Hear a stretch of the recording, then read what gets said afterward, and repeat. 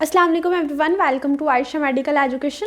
आज इस वीडियो में हम लोग स्टडी करने जा रहे हैं clinical anatomy of the joints of the neck. Previous video में हम लोगों ने स्टडी किया था जॉइंट्स ऑफ द नेक, जिसमें हम लोगों ने अटलैंटो ऑक्सीपिटल, अटलैंटो एक्सियल, उसके अलावा जो एक्सिस के बिलो जो हमारे पास टिपिकल सर्वाइकल जॉइंट्स आते हैं उनको स्टडी किया था। ठीक है, उस वीडियो का लिंक जो है मैं डिस्क्रिप्शन बॉक्स में डाल दूंगी। सो आज हम उस जॉइंट के टॉपिक की क्लिनिकल एनाटॉमी देखने जा रहे हैं, जॉइंट्स ऑफ द नेक की क्लिनिकल एनाटॉमी। ठीक है, उसमें क्या क्या क्लिनिकल हैं जॉइंट्स के, वो है हमारे पास डेथ इन द एग्जीक्यूशन। ठीक है, बाय हैंगिंग मीन जब हम किसी क्रिमिनल को हैंग करते हैं तो उसकी जब उसको पनिश किया जाता है, सो ये वाला हम लोग देखेंगे इसका क्लिनिकल। उसके अलावा देखेंगे सर्वाइकल स्पॉन्डिलोसिस, उसके अलावा डिसलोकेशन को। ठीक है, सबसे पहले देख लेते हैं death in the execution by the hanging. इसमें क्या होता है, मतलब उसकी डेथ कैसे हो जाती है क्रिमिनल की। बेसिकली यही जॉइंट्स जो हैं ये इन्वॉल्व होते हैं। क्या होता है, by hanging due to the dislocation of the dens. Dislocation of the dens, dens क्या था हमारे पास, सपोज ये थी हमारे पास स्कल। ठीक है, ये थी स्कल, उसके नीचे आता था एटलस। ठीक है, उसके नीचे था एक्सिस। एक्सिस का क्या था, एडेंटॉइड प्रोसेस, जिसको डेंस भी बोलते थे। और जो एटलस था उसके अंदर एक रिंग थी जिसमें से एडेंटॉइड प्रोसेस पास कर रहा था। ठीक है, मीन एक्सिस की प्रोजेक्शन थी। सेकंड वर्टिब्रा एक्सिस जो होता है, फर्स्ट का नेम होता है एटलस, C1 का नेम है एटलस, C2 का नाम है एक्सिस। ठीक है, एटलस में रिंग होती है जिसमें से एक्सिस का डेंस या एडेंटॉइड प्रोसेस जो है वो पास करता है और कहाँ जाके अटैच हो जाता है, base of the scalp, occiput of the skull के साथ। ठीक है, सो क्या होता है कि जब हम एक पर्सन को हैंग करते हैं तो डिसलोकेशन हो जाती है डेंस की। मीन इस एडेंटॉइड प्रोसेस की जब डिसलोकेशन होगी तो उससे क्या हो जाएगा, rupture of the transverse ligament. Transverse ligament का जब रप्चर होगा, ठीक है, इसकी डिसलोकेशन से following by the rupture of the transverse ligament, तो क्या हो जाएगा, crushes the spinal cord and the medulla oblongata. इससे क्या हो जाता है, मेडुला का और जो हमारे पास स्पाइनल कॉर्ड है उसकी क्रशिंग हो जाती है। ठीक है, सो क्रशिंग से स्पाइनल कॉर्ड और मेडुला ऑब्लंगेटा की क्या होता है, डेथ हो जाती है। ठीक है, क्या प्रोसेस होता है, इसकी डिसलोकेशन से लिगामेंट का रप्चर होगा और इसका क्रश हो जाएगा। Hanging can also cause separation of the axis from third cervical vertebra. उसके अलावा क्या होता है, एक्सिस के नीचे कौन सा वर्टिब्रा होगा, ये था C1, एक्सिस था C2 और यहाँ पर होगा C3। उसके अलावा C2 और C3 की डिसलोकेशन हो जाती है, मीन एक्सिस डिसलोकेट हो जाता है थर्ड सर्वाइकल वर्टिब्रा से। ठीक है, नेक्स्ट है हमारे पास सर्वाइकल स्पॉन्डिलोसिस।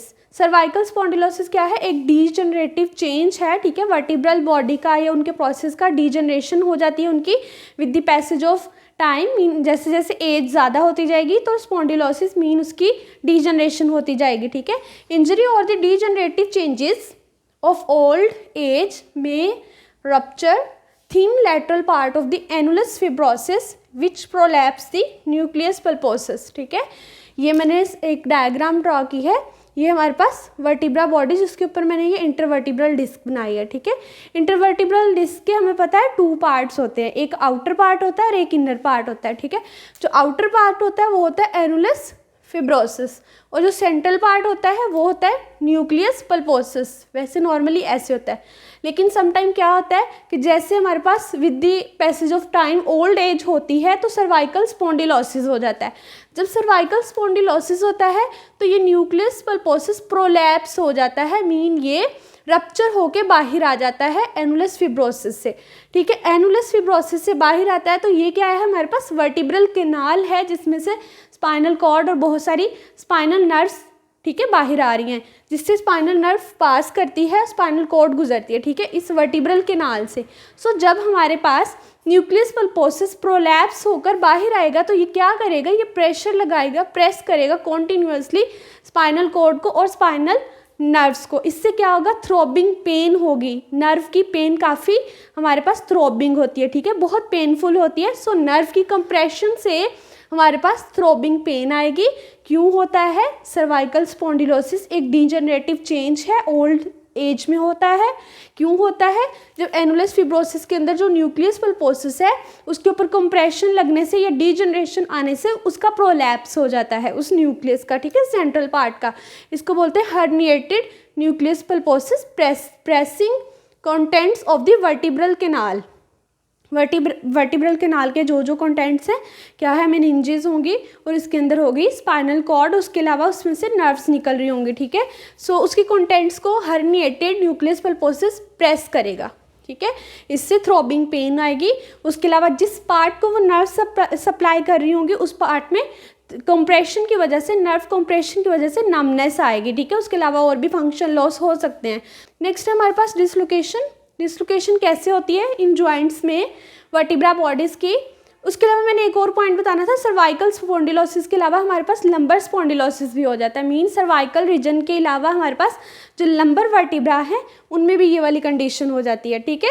डिसलोकेशन में देख लेते हैं, fall on the head with acute flexion. Mean जब ये हेड है, ठीक है, ये शोल्डर है, समटाइम क्या होता है कि फॉल की वजह से जब एक्यूट फ्लेक्शन होती है, हेड इस साइड को आ जाता है, ठीक है, फ्लेक्शन हो जाती है, तो इससे क्या होता है, cause dislocation of the vertebra without any fracture of the articular processes due to the horizontal position. क्या होता है कि समटाइम फ्रैक्चर नहीं होता किसी भी प्रोसेस का। प्रोसेस होते हैं ना, ये ट्रांसवर्स प्रोसेस है, ये स्पाइनस प्रोसेस है, ये पेडिकल्स हैं, ठीक है, ये वर्टिब्रल कैनाल है, ये बॉडी है जिसके ऊपर इंटरवर्टिब्रल डिस्क है, ठीक है। पूरी वर्टिब्रा बॉडी के प्रोसेस भी तो होते हैं। सो क्या होता है कि उन प्रोसेस का समटाइम फ्रैक्चर नहीं होता बट साइड को डिसलोकेट हो जाता है due to their horizontal position, ठीक है। ये था डिसलोकेशन का point. This is cervical spondylosis and this is death in execution by hanging. ये थी हमारे पास clinical anatomy of the joints of the neck. If you understand this video so please like, share and subscribe the channel. Thanks for watching.